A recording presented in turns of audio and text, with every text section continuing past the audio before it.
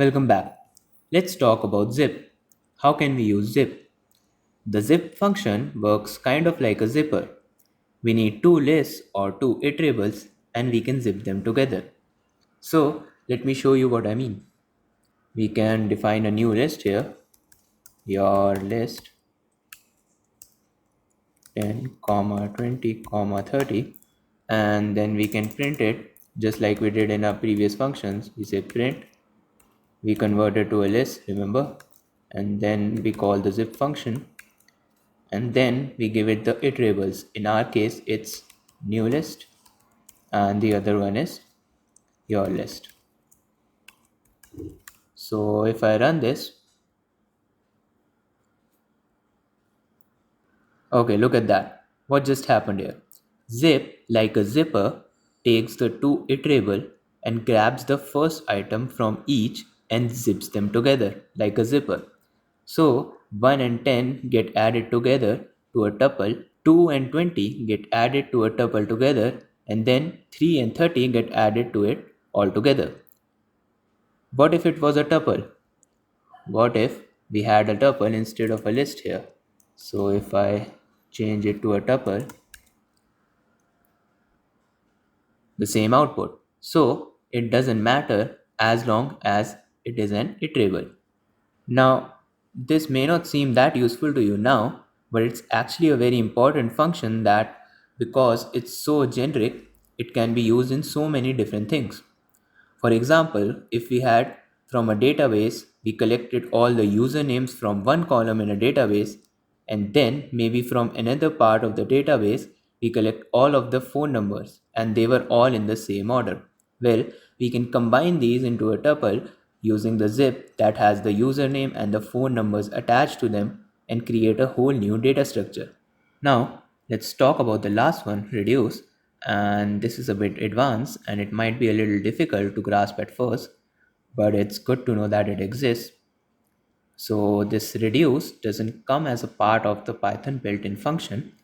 So, in order for us to use reduce, we're going to say something like this from func tools import reduce. Now, you've never seen this before, and this is something that we're going to cover in the later sections of the course. But essentially, what's happening here is when we downloaded Python and Python interpreter and package, in our case, this REPL does it for us. We can import something from these func tools, or what we call a tool build that we can use for functional tools that come with the Python installation. And from here, there's a specific function that we can import. So I'm saying, hey, from func tools, from this tool build, I want you to import reduce function. So now let's see how we can use this reduce.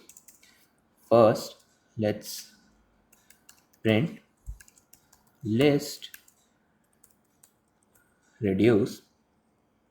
And now if we check the talk string here, it says that it takes three parameters.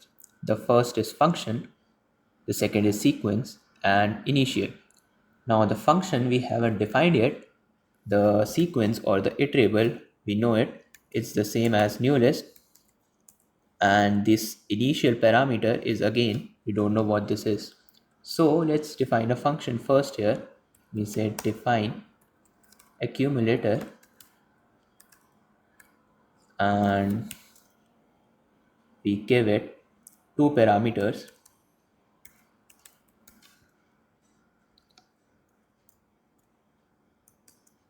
So what's happening here is we know the function now. Our function is accumulator. So this accumulator function takes two parameters and this reduce function calls this accumulator function. So what are these two parameters?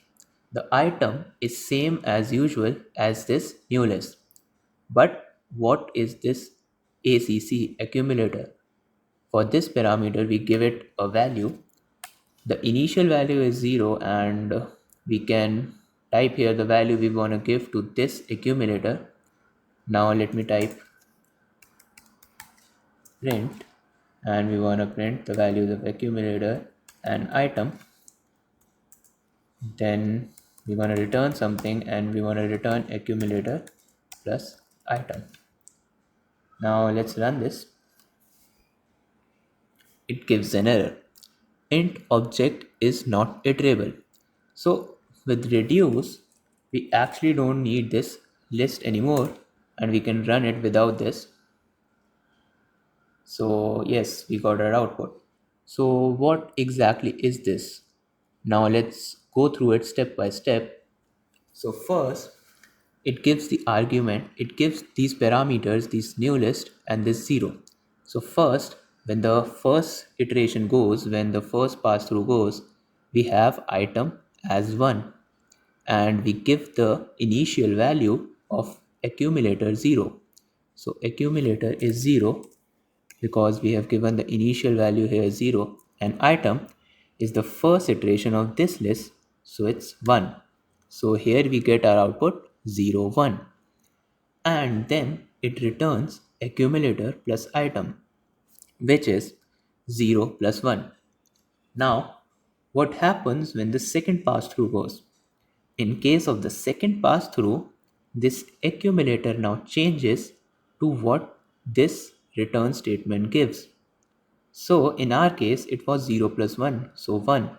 So accumulator now becomes 1. This ACC takes the value of whatever this function returns.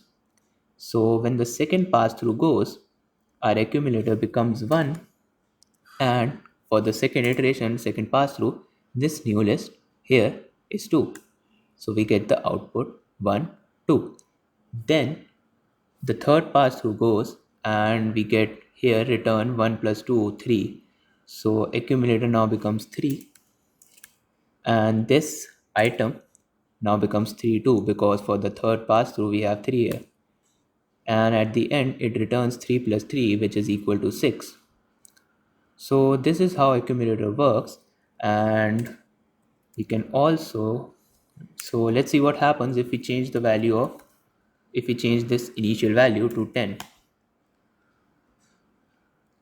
Again we get 16 as the output and you can do the same steps again in your mind and we can see we get the 16 as output. So what we have done is we have just accumulated all these values and returned one single value. We have reduced our list into some sort of data that we have manipulated, in our case using accumulator. Reduce is really powerful because you can do a lot of things with it. It's really flexible and actually underneath the hood, functions like map filter are actually using this reduce. So this was all about reduce and thanks for watching.